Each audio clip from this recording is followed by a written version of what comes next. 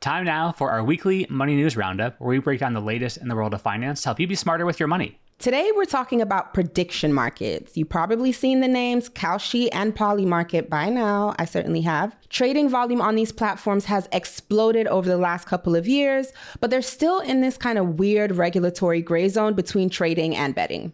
To learn more about what comes next for prediction markets, our news colleague Anna Helhoski spoke with Aaron Klein, a senior fellow at the Center on Regulation and Markets at the Brookings Institution.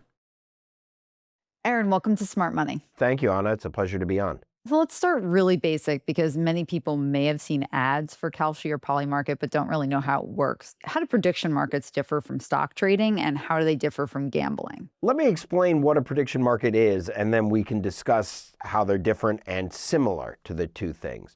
A prediction market is based on a binary event outcome happening. So something is either going to happen or not.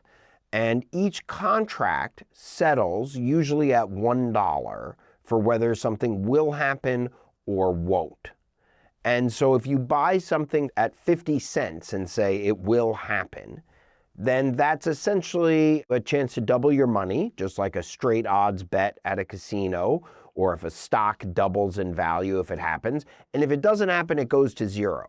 So one thing to know about prediction markets is you're making a decision on an event, and that is either going to pay off in full or go to zero. So unlike a stock, which rarely, generally companies don't go all the way to zero. That does happen sometimes when they go bankrupt, but they kind of go up or down or fluctuate a little bit. A prediction market is an event contract on a binary outcome. It's either going to happen or it's not. It's similar to gambling in the sense that a lot of what prediction contracts are written on are sports bets. The majority of Kalshi's business is sports betting, is sports.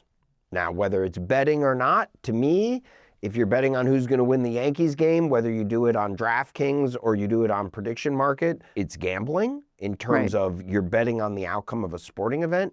But legally and economically, there are major differences in doing it through a prediction market than doing it through a sports book.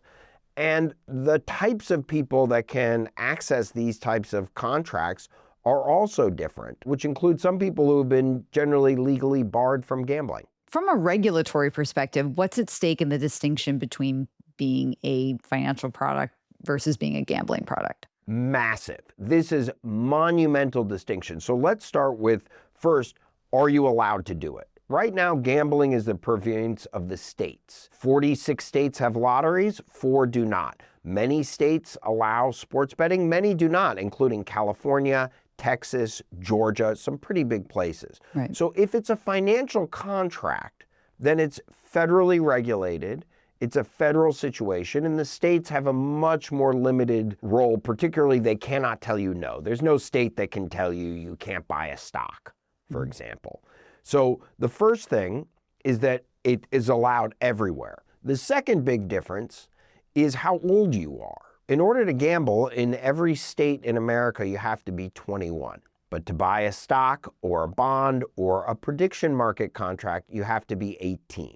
People who are 18 to 21 can go on Kalshi, but can't go on DraftKings. If you call it a financial contract, you're eligible for teenagers, older teenagers, younger 20s. If it's called gambling, you're not. 3, taxes. This is critically important. If you win money at a casino or on a sports betting platform, you pay taxes like earned income. 1099 is the form, but it's just like any type of earned income. But if you win it through a prediction market, that's considered a capital gain. Capital gains are taxed lower than income for many people, particularly the wealthier you are. I think it was a giant ugly bill. Some people think it was more attractive. But one of the things that Trump legislation did in cutting taxes for the wealthy was it reduced your ability to offset gambling losses. Prior to the Trump tax law, if you bet a lot of money at the casino and you broke even, you didn't pay any taxes. Now, you can only deduct 90% of your losing. So if you go in one day and you win $100, and you go in the next day and you lose $100, It used to be, well, you didn't pay any taxes. Now you can only deduct 90% of your losses, $90, off the $100 you gained, so you owe taxes on the $10 you won. That creates a tax liability that makes gambling even more disadvantaged from a tax perspective, which doesn't apply at all to prediction markets. So those are the three big differences. The role of states, teenagers, and taxes. There are many others, but those three I think are pretty significant. There is active litigation right now between states and these platforms. Where do you think this ends up? Does it get resolved in court? Does it need Congress to actually legislate?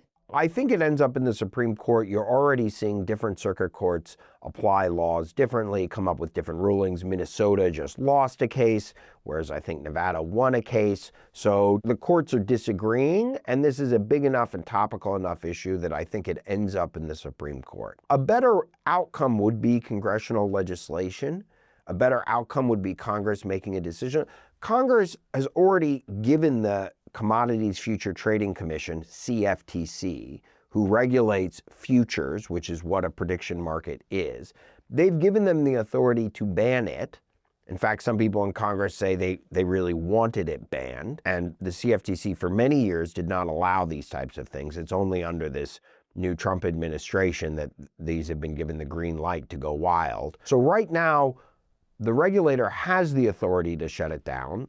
It's choosing not to. It's choosing to promote it actively. And it would be nice for Congress to come back and say, no, we actually didn't mean this to happen, or by all means do it, but here's a group of legal distinctions that cover a bunch of things that prediction markets really are struggling with.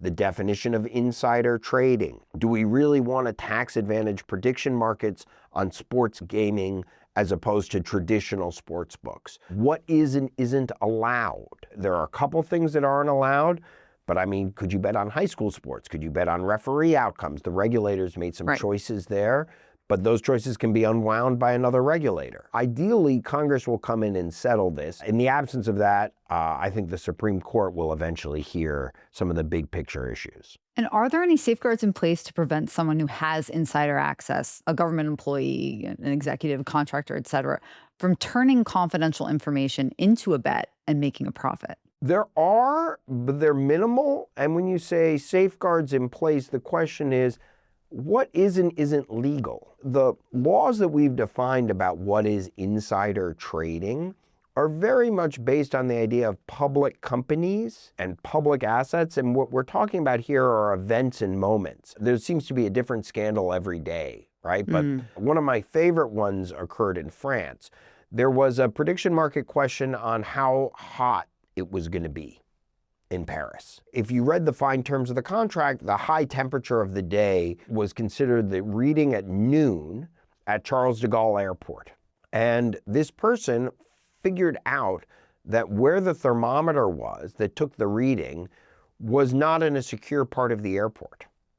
And so what this person allegedly did was make that wager, drive to the airport with a portable blow dryer, go right under the thermostat at 11:58, heat it up, and then run away at noon so that the official noon temperature showed a sudden spike. That doesn't seem like a fair bet, right? No, it doesn't. Does not. Right? Was that insider trading? I mean, was it market manipulation? What was the exact rule that was being violated? The president's teleprompter guy was recently caught by the firm making wagers about things related to Trump. Well, you know, Trump follows the teleprompter until he doesn't. So are there safeguards in place? There are some, but I think they're radically insufficient. The law is not well defined here, or put a different way, the law was defined for a type of insider trading that isn't applicable here as it relates to these situations. Now, the 2026 midterms are already a massive prediction market event. And I saw earlier before this recording that Polymarket has Democrats as the favorite to retake the House, with millions of dollars traded on that single contract. What worries you most about how much money is sitting on live elections? The prediction markets like to say that politics is such a big market for them. Their big market is sports. Still sports, Even as the midterms get closer and closer and closer, it will dwarf compared to what an NFL weekend will do. So make no mistake about it, this is primarily about sports. A lot of times when you look at these election contracts, I'm worried less about the big dollar ones than the small dollar ones. I'm worried more if people are writing things about state delegates in Omaha, because those are much more thinly traded and much more manipulable. In areas where you don't have much public polling, where you don't have much information, there's a desire by a lot of people to support and vote for the winner. And the ability to manipulate a market by creating the appearance that something is going to go in a certain direction by dumping a lot of money. It would be very hard to manipulate who's going to win the midterms in the House. You're following this so closely. Are there other developments as far as what comes next for prediction markets that you'd like to point out? There are. Number one, prediction markets have entered into what's called the parlay market. So it was one thing before whether I was going to tell you the Yankees were going to win or lose. Now it's, will the Yankees win and Aaron Judge hit a home run?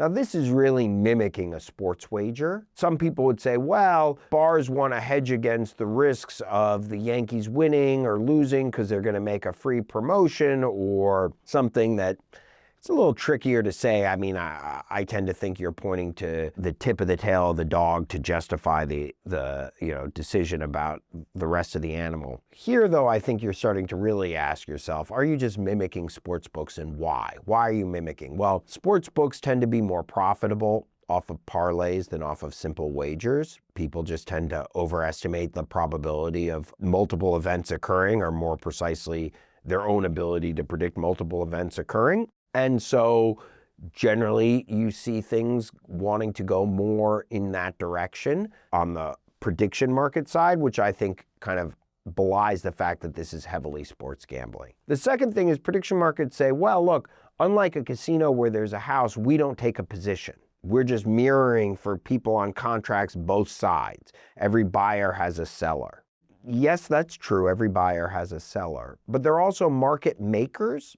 They're often on the other side of this large hedge funds and other private investment vehicles that are on the other side of the contract. So don't think that you're trading against another person. You're often trading against a pretty sophisticated, algorithmic, large money entity on the other side. And if there is one thing that you want people to keep in mind the next time they consider using one of these platforms, what would it be?